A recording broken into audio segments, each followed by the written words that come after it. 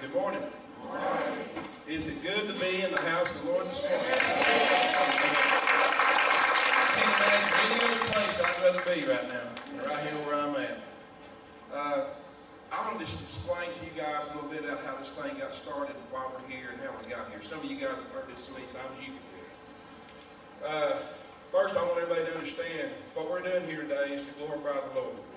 No other reason. That's the only reason we're here. And if you think that we're here for any other reason, you're just wrong. And when we're done, hopefully you'll understand that. How this thing started was with Todd Black. We had a ministry in our jail always. We've always had a ministry in the jail since I've been sheriff, but it hadn't been near as strong as it is right now. For some reason, the Lord just decided to take it over. He just took it over. We're just kind of standing back and watching him work and enjoying the ride. And letting him work in the jail has been as much of a blessing to me as it has to the guys you're going to hear from today. Usually my family's with me, but we go to Pleasant Valley Baptist Church over there in Shirley, and they had obligations there, and they couldn't come this morning. They wanted to, I promise you. My kids were very upset. Mom said, no, you got to go with me. But that's okay. Todd Black was in our jail, part of our ministry. He was actually in our jail. Several were.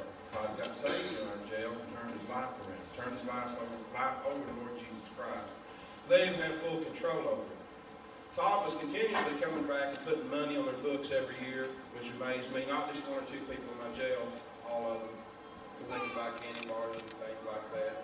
Todd would come back every Christmas and give them just a little something.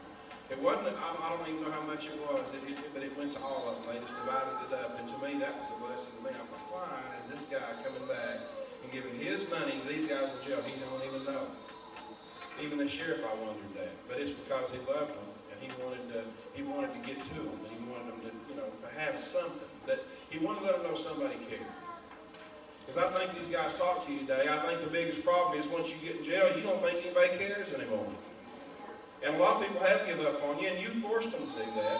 You forced them to do that from your actions. But they give up on you, and you lose hope. I want to ask you something.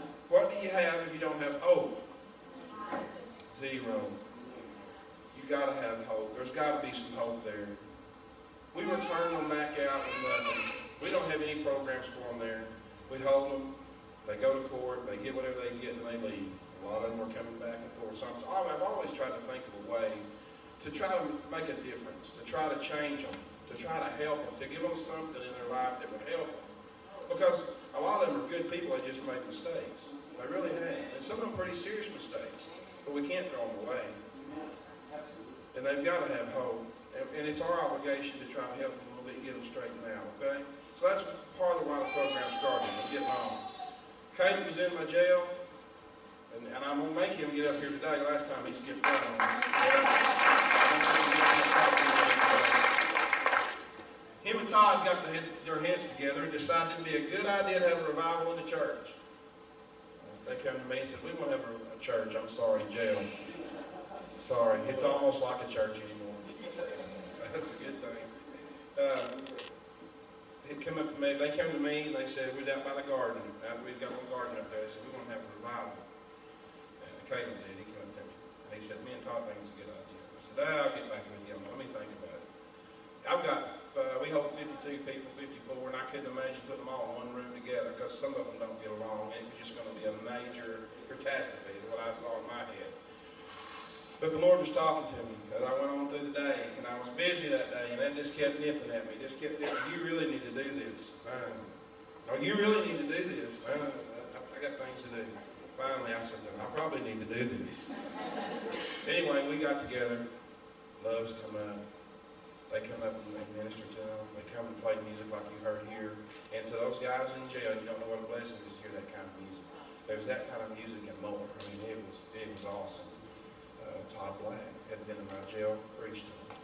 They're going to listen to a man that's been in their shoes.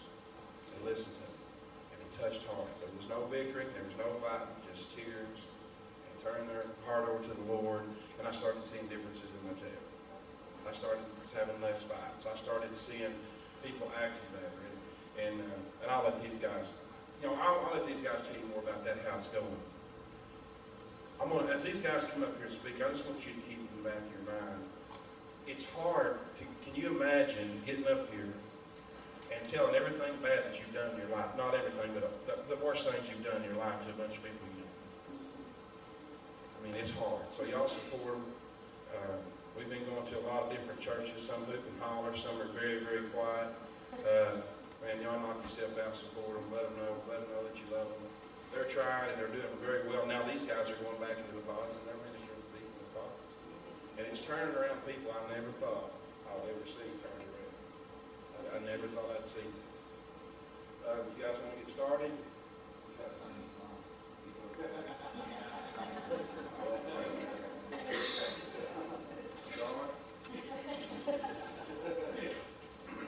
I think it's number 4. I'll try.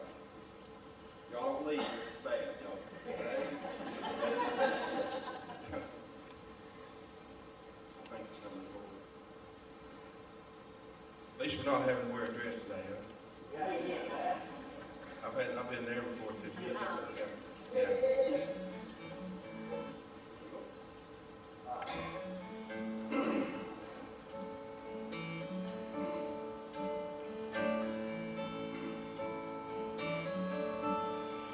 I stood in the courtroom, the judge turned my way. It looks like you're guilty. Now what do you say? I spoke up, Your Honor.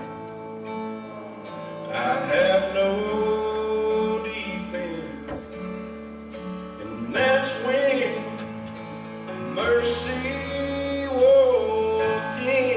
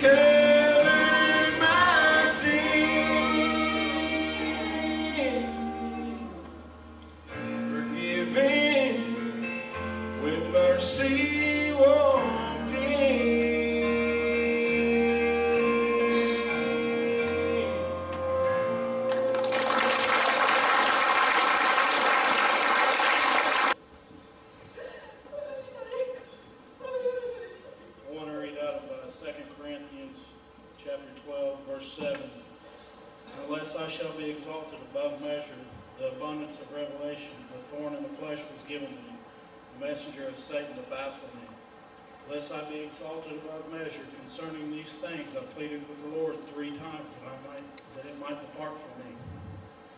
And he said to me, my grace is sufficient for you.